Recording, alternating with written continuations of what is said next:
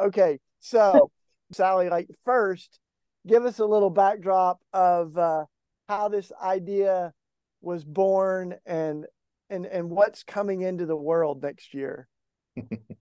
Thanks so much, mate. So, yeah, when we took over co-directing Red Letter Christians, we wanted to do something that would kind of amplify the voices of people like you guys, but maybe lesser known than you guys. So, people that are deeply embedded in their own communities, um, working for Jesus and justice, but maybe on parts of the British map that others are maybe not so aware of. And we just wanted to amplify their stories, bring them together, and then kind of ask what God was up to, really. What is the Spirit of God up to in these stories of people that probably haven't even met each other, but they're kind of doing similar things, I think, radical things, but similar things.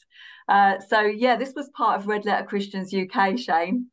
So the ones that I'm hoping we can dig into now are stories about poverty, but they're about the challenge, the deep challenge of being committed to one place, particularly a place that's experiencing more profound need and poverty. I would imagine there'll be a lot of themes that overlap with people in other countries and around the world that are because it seems like the Spirit's up to something, and there's a lot of folks that are looking for belonging, they're looking for community, they're looking to be kind of reminded that they're not alone in trying to reimagine the world, remake the world. What would you say are some common themes? Like what are some things that you see the Spirit sort of doing Yeah. all over the place? I mean, obviously, I'm a bit biased about at least two of the people that I know really well. But I think what all five of them, isn't it? There's five, have in common is grit. You have they're just that perseverance and passion over time. So they're not these are not fly by night, quick in, quick out, do a few events. These are people who are spending decades in really unspectacular, noticeable kind of work and are really committed to keep doing it. I think that's what really struck me with some of them. I mean, even not having church buildings, not having a role, they've kind of found their own role within the ecosystem of the neighborhood. I think that grit, that determination, that resilience, that endurance, that passion over time, it's really stark, particularly when you think about the kind of broader kind of consumer culture that is just surface level. How can I look as good as possible? These are people who are directly going against that, and all of them have this. It's beautiful, and the perseverance is worth it. I think that all be saying as well that the fruit that they're kind of in seeing in their own lives and the lives of the community is worth staying put and seeing for. So that would be one. The other, I think, is a more desperate side of it, I think, is that the systems and structures that should be supporting people have collapsed. And whether it be education or health or housing, that these are communities that some of them have had, lots of natural resources, and some of them are actually beautiful places. But Cornwall, for example, I always think of Cornwall with the pirates and Penzance and all those kind of beautiful beaches. But with the rise of Airbnbs, and so the housing prices have gone up, the shops have gone, people who are living there are kind of isolated, and that loneliness, and these are not just, this is not just poverty as in individuals.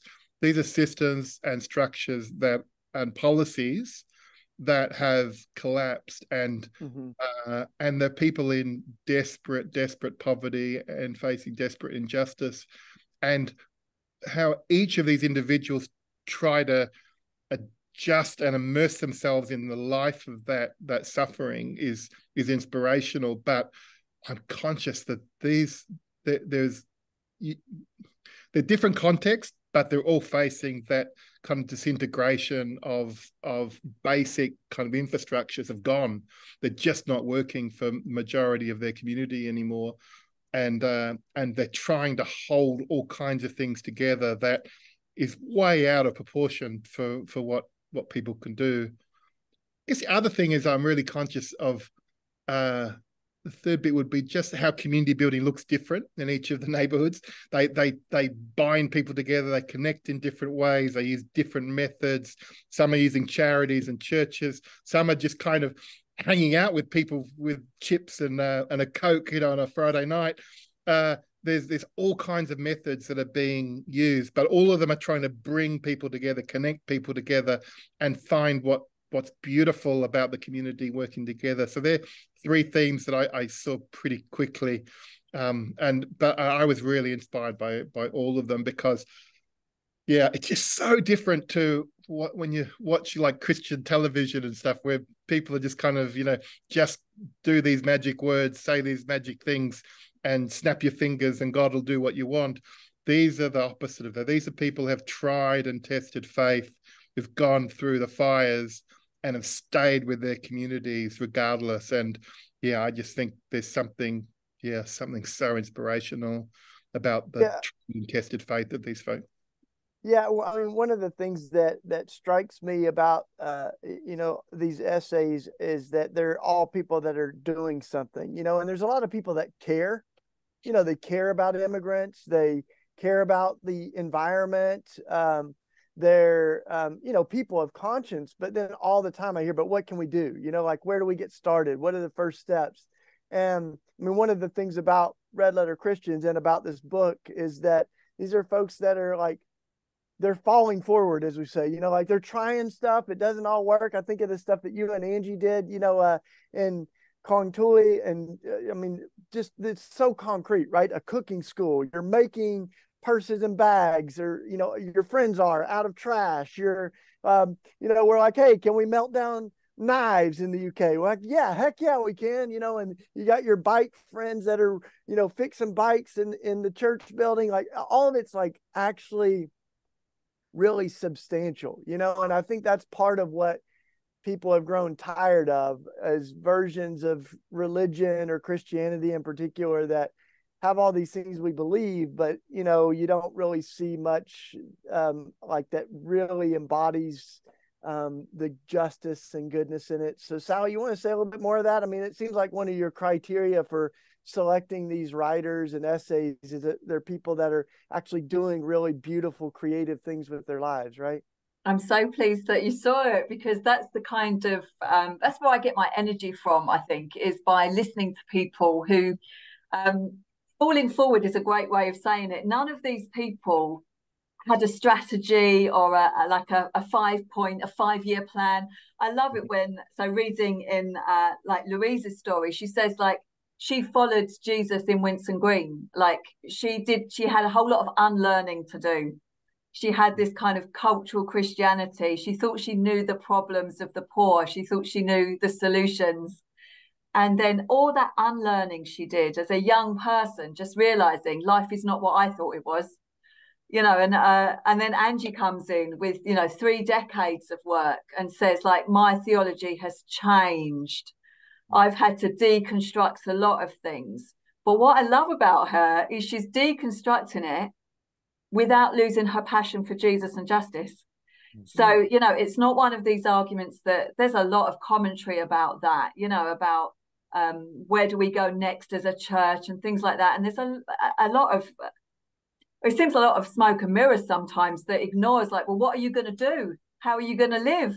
How are you going to live? And so Anji's deconstruction is worked out through this passion to continue loving Jesus and seeing justice. And all of them are like that. All of them are unlearning things, but they've all got this kind of core of a spirituality that seems to be holding, through everything changing. They've got this spirituality that's holding. I just found that like beautifully hopeful. Actually, I think one of the folks, or 3 of the folks that I know, have actually come from pretty mainline evangelical kind of backgrounds, actually, and have had to do that And calls it in the book, in the chapter, the ideal, the ordeal, the new deal. And and certainly that's my experience too, that you go through these, you follow Jesus to the edge and to the margins, but actually at least 3 of the folk I know have actually been quite mainstream people, and the conversion has happened as they've gone to the edge and the margins and the bottom, and actually there's a lot of unlearning that there's a lot of ordeal and humility that has been transformative for people. You hear this kind of, I learned far more than anything I've kind of taught. It's a really common. I want to get into you guys about, what do you think about poverty in terms of being a spiritual reality? Because that kind of came through to me, that there was a lot of the usual ways that we encounter poverty. So, you had the housing crisis down in Penzance. You've got the kind of generational in-ground poverty in Winson Green and in Essex there. So there was that kind of poverty, which is maybe the boxes that we like to think of it. But also, I think the writers were hitting upon this kind of really destructive, like spiritually destructive nature of poverty, and this kind of abuse of people that because of the way that our structures have dehumanized the poor. Yes. So what do you think poverty is? I mean, I'm asking you that as a big question, but as we're living in these areas, I think we're understanding poverty is not maybe just the thing that it presents at. Shane, what's poverty? Well, when I think of that, I think of Mother Teresa. When she came to the United States and she was speaking at this like fancy graduation, and she said, "I've never seen such poverty as I see here." There's a real loneliness. I mean, even in India, where there's a real unmistakable like material poverty, there's a real spirituality. There's a sense of like interconnectedness, and the tricky thing about that is I think that a lot of the folks that find themselves spiritually poor, they have the opportunity to get out of that.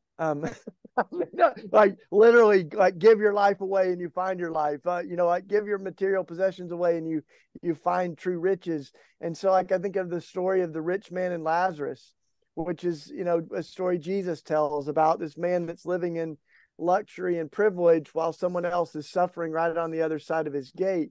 And that inequity between the rich and the poor is not only causing the suffering of the beggar Lazarus, but it's also causing this like real deep loneliness and pain and separation from God of the person that's in privilege, because we're made to love and be loved. We're made to live for something bigger than ourselves. So when we end up in this sort of narcissistic, self-centered world of privilege and luxury, like it's a really lonely place. So it's no surprise that some of the wealthiest places in the world have the highest rates of loneliness, depression, and suicide. And, I think that there's a lot of studies on happiness and joy, and a lot of it transcends economics, like how much you have. And it's about community, and it's about belonging. It's about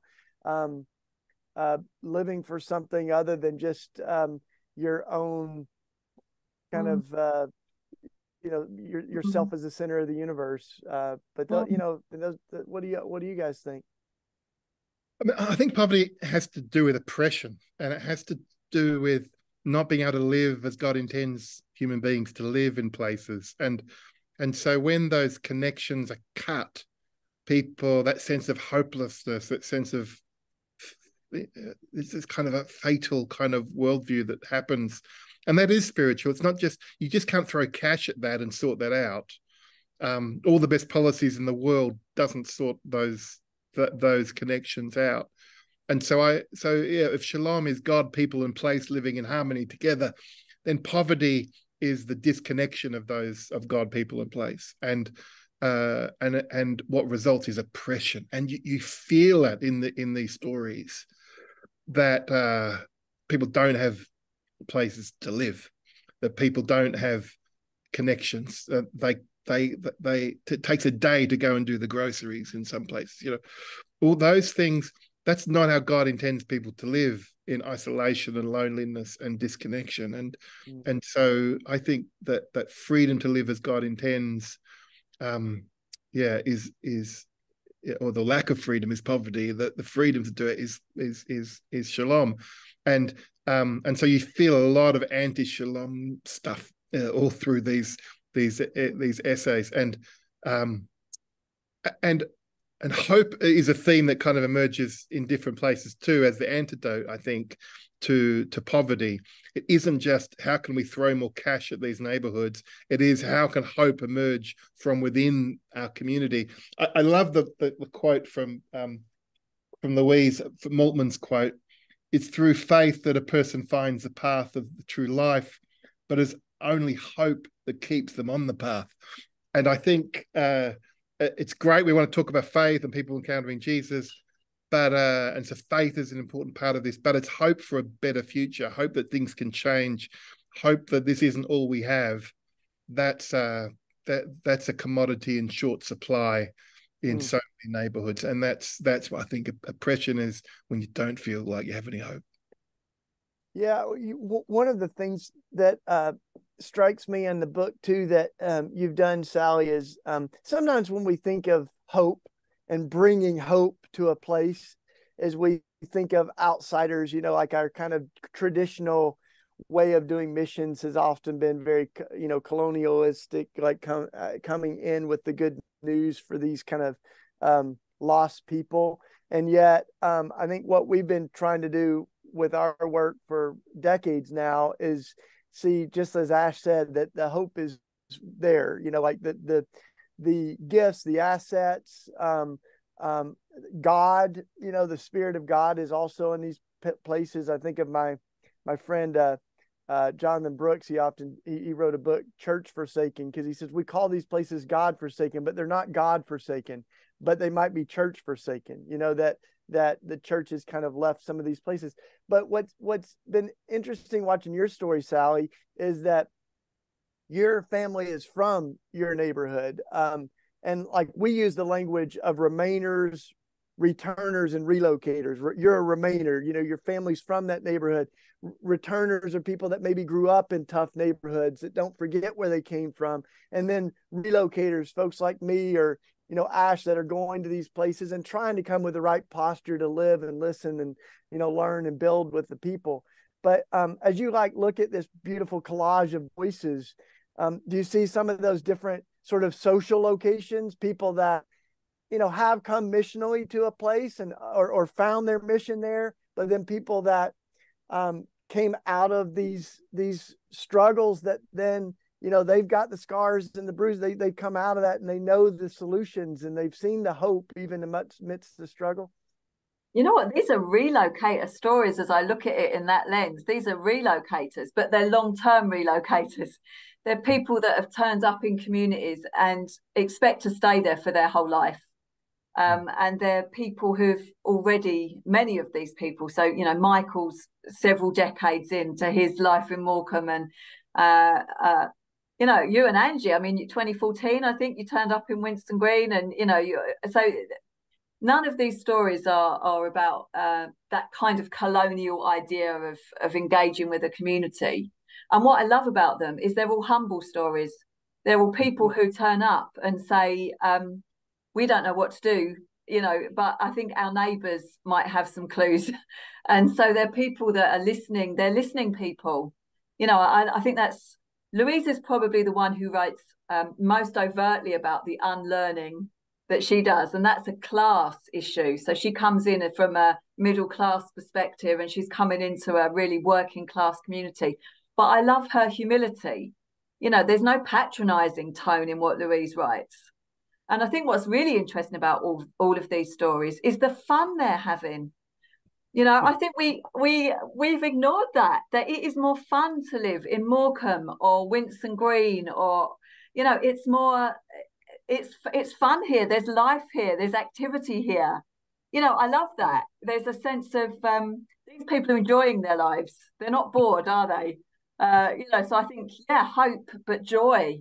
joy is what they're finding in these places of Jesus and justice. That's a Yeah. good word. It's a good word. I also think of that time Mother Teresa, was talking to this dude and he said, I couldn't do what you do if someone paid me $1 million. And she said, me neither. I wouldn't do it for $1 million. But you see people that are doing things that they love and are gifted in. And one of the things that we say over here a lot with Red Letter Christians is that that we're as wise as we are diverse, right? That we talk about harmonizing but not homogenizing, that we really need diverse voices. And some of that's about social location, some of that's about race and gender and sexuality and all these different things that have marginalized people's voices from kind of what's become the mainstream dominant voice of Christianity, which we also see like sometimes the loudest voices aren't the most faithful or the most beautiful representations of our faith. So I don't know if you want to say anything more about that, Ash, but as you read these, like the diversity of the different voices and it's also even in vocation, right? That people have different gifts and finding where our gifts meet up with the struggle. And, that's where some of the magic happens too. Yeah. I think I was noticing really, these aren't jobs that people are doing. What they have in common is these are lifestyles that people are pursuing, and there is a lot of joy, but there is a kind of determination as well that they keep going. And the diversity, I think, comes in that who they all encounter along the way, and their lives are richer, and their lifestyles are healthier, and their spiritual walk, their walk with Jesus is better for the diverse people they meet on the journey. And I think that's probably a common theme as well.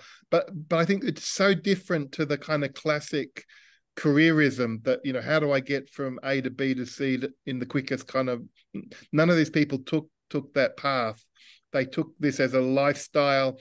Some of them got different kinds of jobs, and some of them had ministry roles, some of them with charity, some of them, became the local youth worker. There were very different ways of how they economically kind of, but that was a secondary issue. How do we get the cash to live was a secondary issue of where we live and how we live together. And I think that then opened them up to a much more diverse world. They had have stayed in professional, distant, paid professional roles. So I want to bring this together. As you were talking there, and you were talking about jobs and occupations, the image that kind of came to my mind is they're all dry stone wallers. Do you have dry stone walls out in Philadelphia, Shane? Do you know what I mean? So they're people that have taken very wonky things, wonky places, wonky people, and there's not a lot of, like you say, there's not a lot of structure holding stuff together. But they've, through some kind of grace, through joy, through love, through their own spirituality, they've built quite beautiful and sustainable things.